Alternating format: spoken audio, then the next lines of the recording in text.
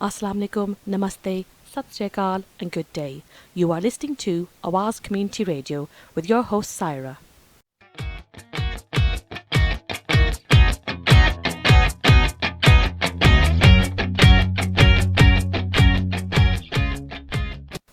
And today in the studio we have Sir Peter Fahy.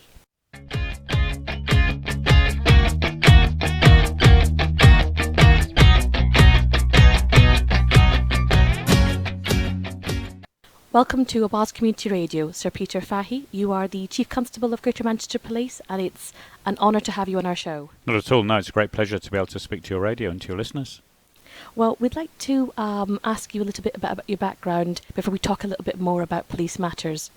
Okay, I was born of Irish parents. I grew up in the East End of London, went to university in Hull, and did try and be an accountant for about 3 months. Hated working in an office, decided I made the wrong choice, and joined the police. So I've worked across the country. I've worked in Hertfordshire and in the West Midlands and in Surrey. I was the Chief Constable of Cheshire for 5.5 years, and I'm very proud to be the Chief Constable of Greater Manchester, and I've been here now for about 5.5 years, yeah. That's great to hear. So you've got a lot of experience then, a lot of background to yourself. You've been in different areas, you've tried different places.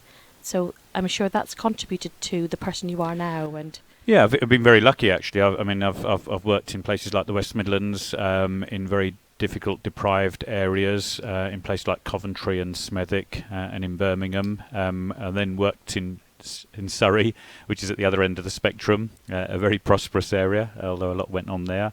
But I love being the Chief Constable of Greater Manchester. It's a huge privilege. You meet wonderful people all across Greater Manchester. You get great opportunities to see the whole aspect of life here.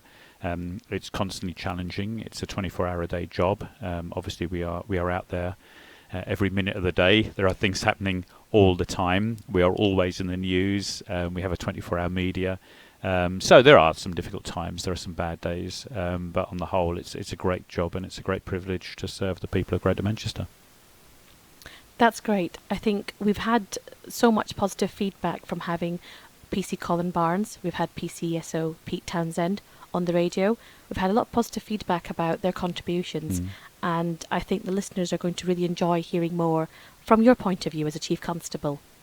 So could we talk a little bit about the recruitment process of, Operation Peel, where there's been a drive to get more from the BME into the police force?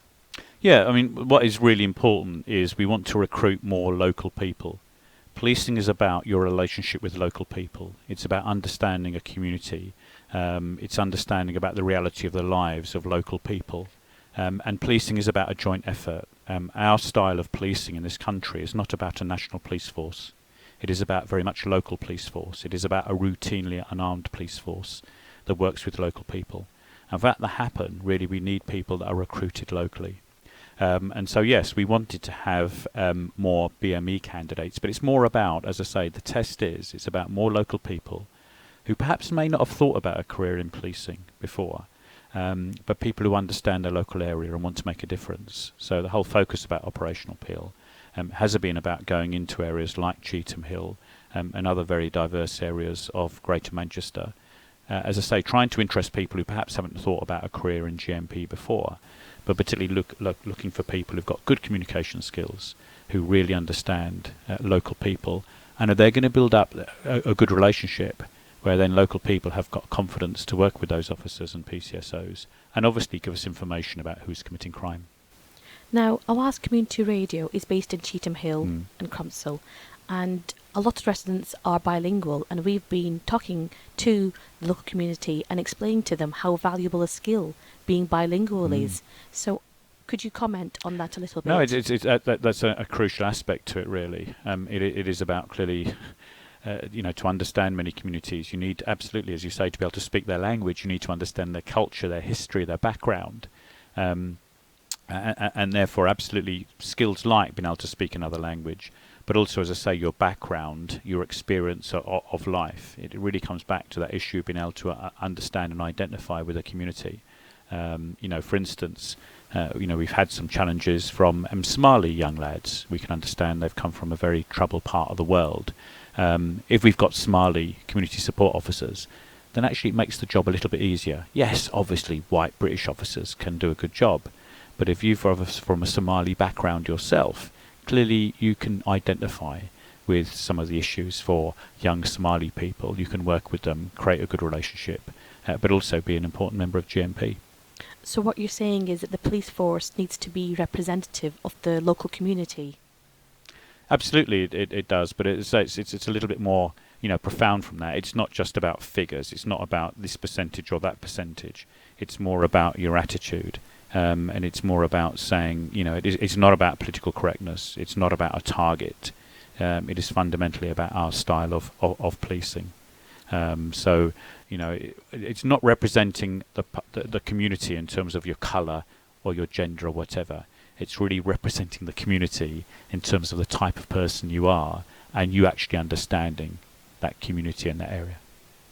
We've had, as I said, PC Colin Barnes and PCSO Pete Townsend on the radio before, talking to our listeners about the fact that it is the qualities that are more important than, say, the qualifications as such. They've been on to dispel some myths that people are, hear on the streets. So it's great to hear you emphasise their point that it's about what people skills people can bring to the job. Yes, because it is about talking to people. We are with people in very different moments of their difficult moments of their lives. We are with people at the worst moments in their lives. We deal with people who may have come from a different part of the world where policing and society is very, very different. We deal with people who may not have confidence in the police. We may deal with people who are victims of domestic violence, for instance, who feel very, very frightened.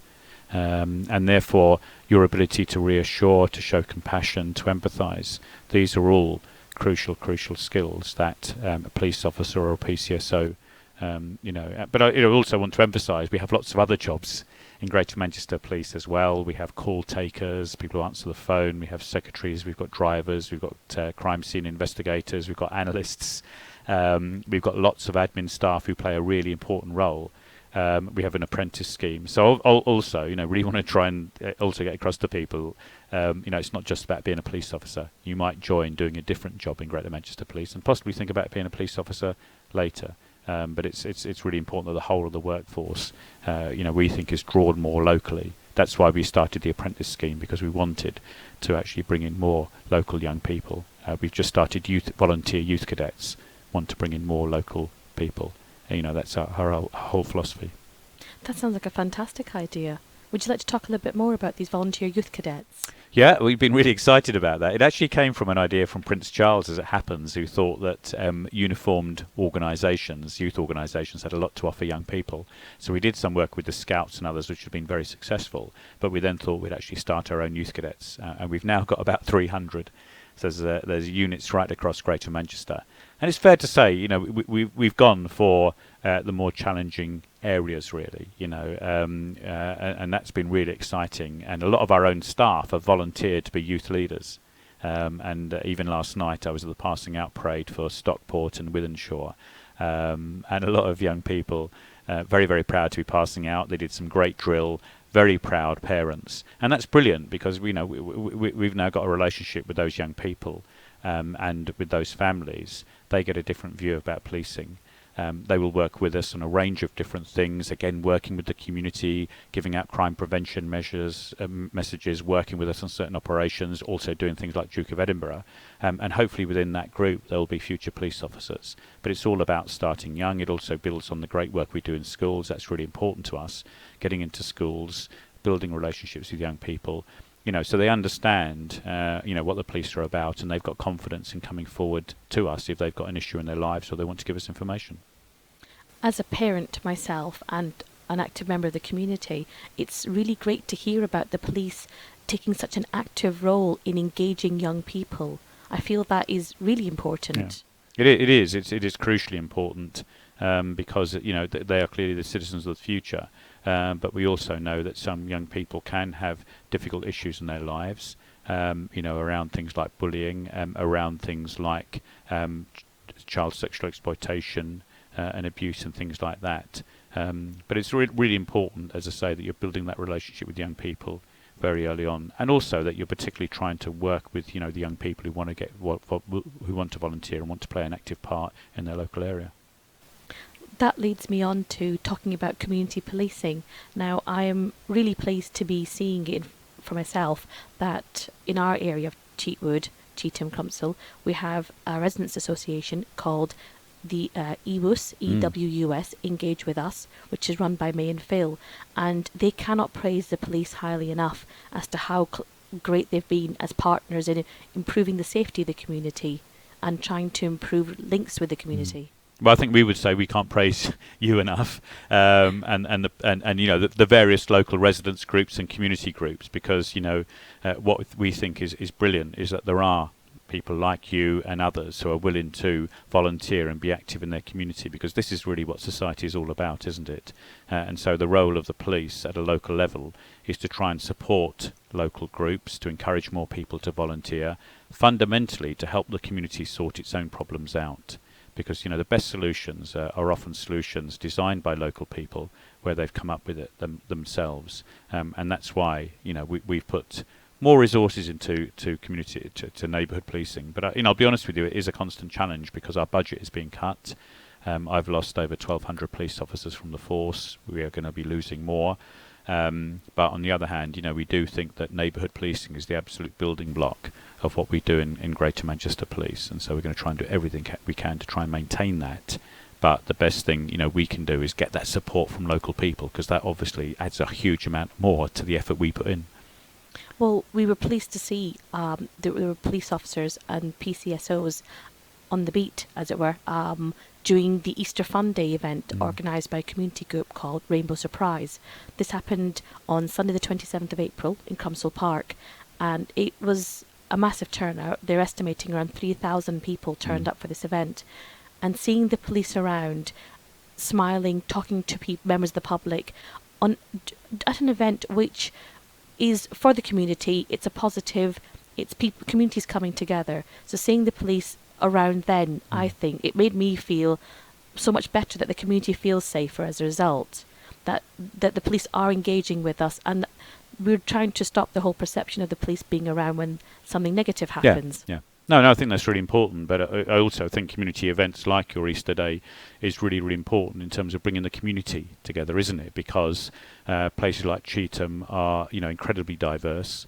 People can have suspicions about people living in their area, and the fact that you've got community events where people are meeting one another, and including the police officers meeting the people, I think is just incredibly important. So once again, I'd want to thank the people who've organised that particular event, because it is absolutely it just breaks down suspicion. The fact that people can go to events like that, meet other people, as you say, it removes the fear factor. People get to understand one another. This is really what safe communities are all about, and so it's good that the police are there. But as I say, it's brilliant that people have organised an event that we can come to.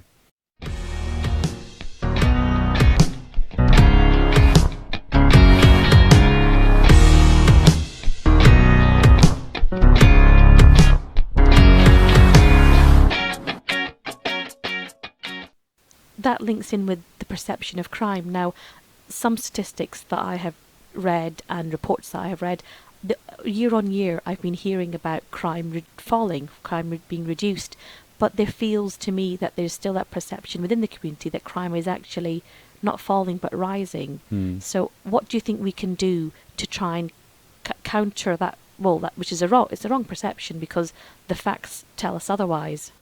I think it's a really difficult issue because, yes, if you want to go to statistics and surveys, they are showing that crime is falling.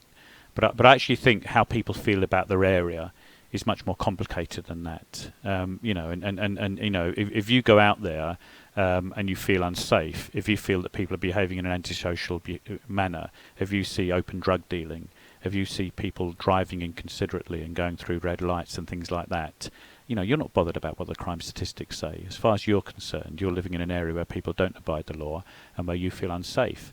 And so the issue of perception is so vitally important. If you've had a burglary today and I come along and say, great news, burglary's down by 10%, it's not going to do you a lot of good, really, is it? So, the way we have to deal with that is recognising that there are particular issues which make people feel unsafe, antisocial behaviour, things like graffiti, things like vandalism. If they feel their area is not being properly cared for, if they feel that people don't talk to one another, if they don't know who their neighbour is, if people feel isolated, we know that then makes people feel unsafe, and they feel they live in a poor area. Therefore, it's really important that the police arrest the bad guys. I know in Cheetham Hill there's been an ongoing issue in terms of drug dealing. We've done lots of operations. We need to keep on doing that. But it's also, as we've talked about how people live and work together day to day. It is about the way that we work together, for instance, to try and provide more facilities for young people, so they're not hanging about on the street. That we try and improve community facilities together.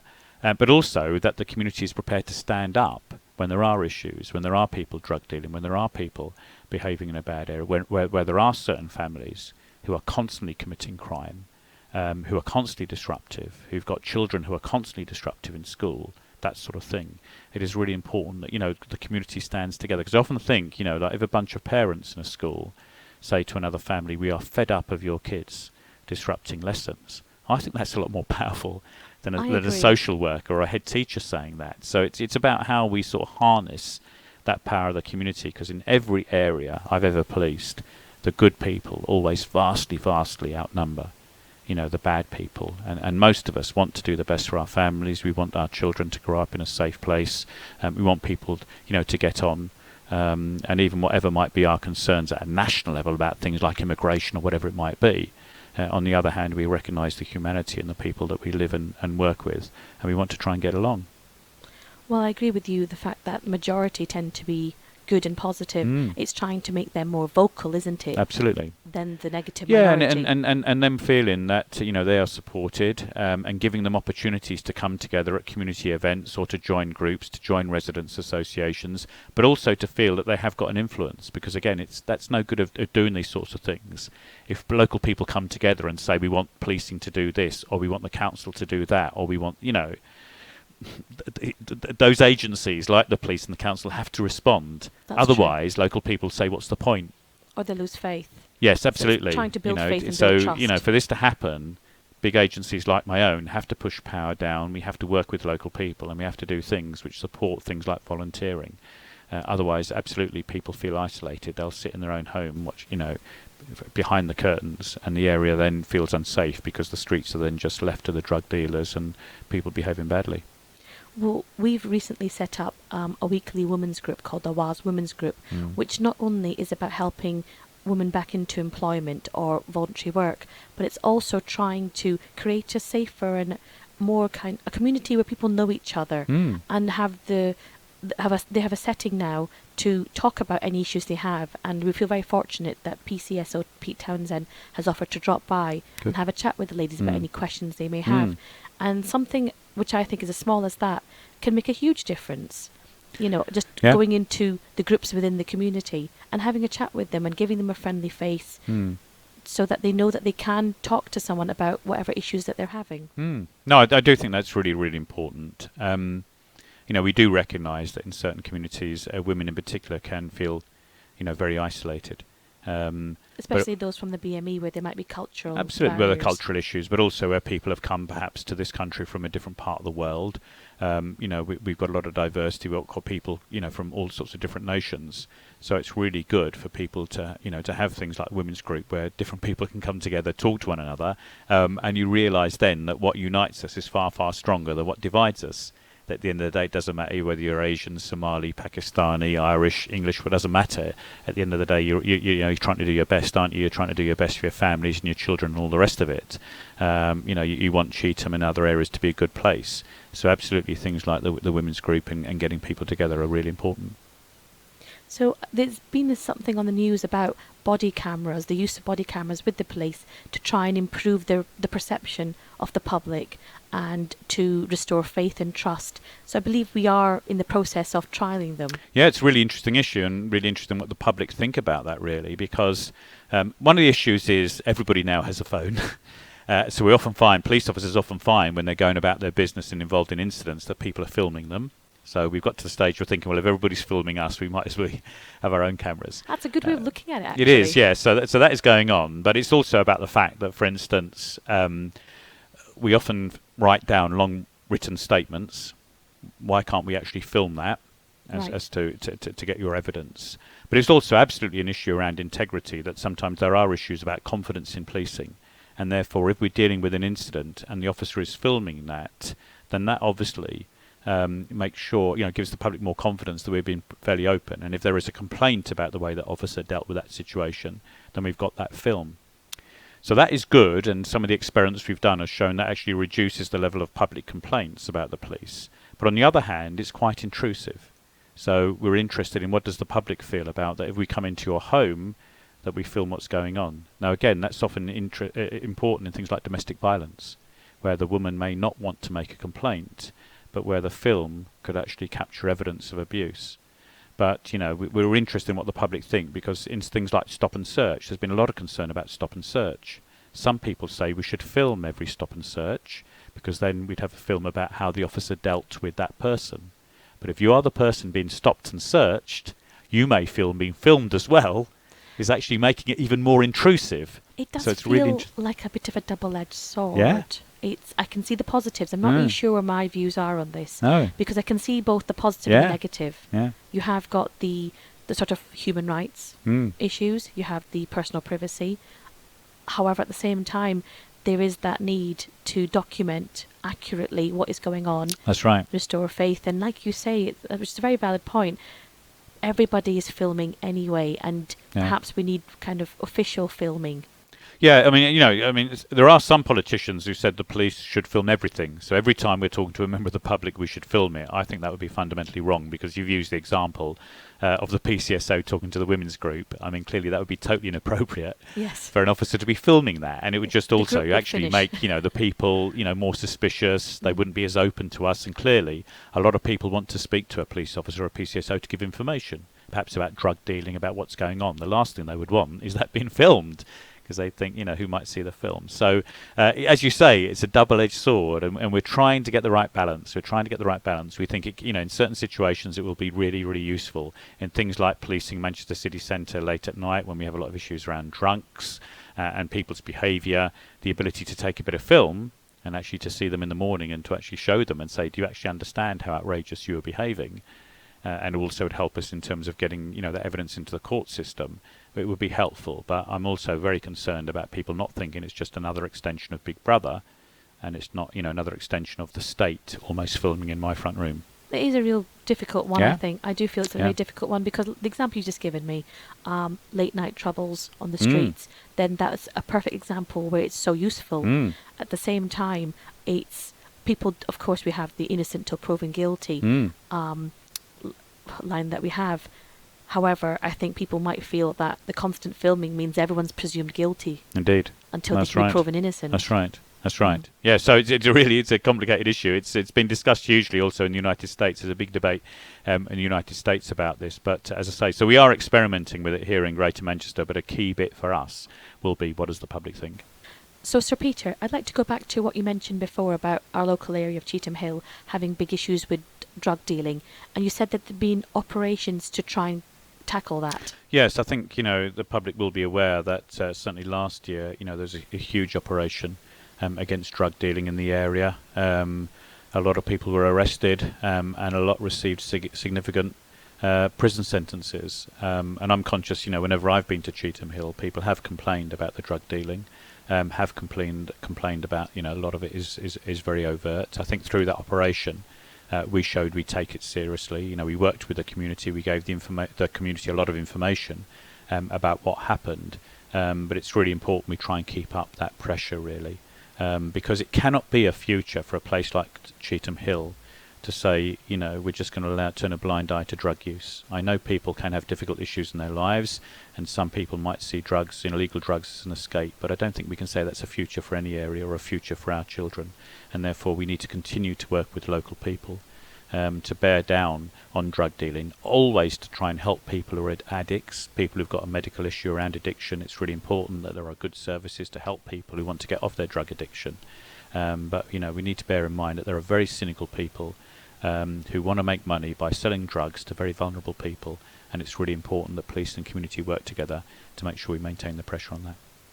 It's great to hear that the police are taking the issue seriously and doing something about it. Again, it goes back to public perception. Yeah. For some people, there is that not enough is being done. Yeah. But it's good to hear about it's right. it. And of course, there's a difficulty here sometimes that people will give us information and then say, why aren't the police doing anything about it? Well, it's often because we then have to build on that information. We have to carry out surveillance. We have to try and get more evidence. So it can seem a while before we do something about it. So it's always got to be that balance, really.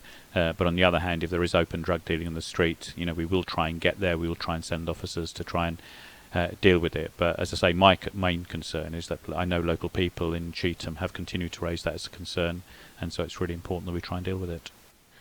I would like to thank Sir Peter Fahy, the Chief Constable of Greater Manchester Police, for coming on our radio show and talking about community policing, about recruitment and general police matters. Thank you so much, Sir Peter. You've been a wonderful guest. Thank you very much. I really enjoyed it. Thank you. We look forward to having you back on if there's anything else you'd like to talk about in the future. I would look forward to that. Thank you. Thank you. You've been listening to Awaz Community Radio. If you would like to get in touch with us, just ring us 0161 839 9817. You can email us. It's www.awazcommunityradio@gmail.com. Log on to our website, www.awazcommunityradio.com. We're on Facebook. Just type in Awaz Cheetham Hill, or we can catch us on Twitter. Tweet Awaz Radio 122. Your host has been Saira. We've had Sir Peter Fahy on the radio. Thank you for listening. Take care.